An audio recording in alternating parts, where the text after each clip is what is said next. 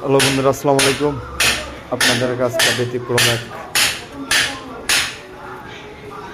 জায়গা, ব্যতিক্রম এক লোকেশনে নিয়ে হাজির।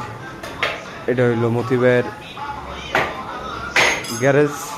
মূলত এই গ্যারেজে রিক্সা, ভ্যান সব পাওয়া যায়।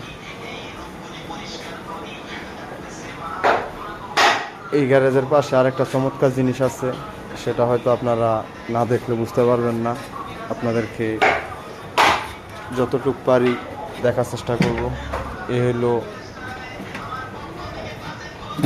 গ্যারেজের পাশে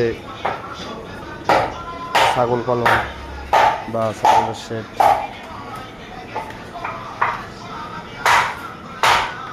দেখাই ছাগলগুলো।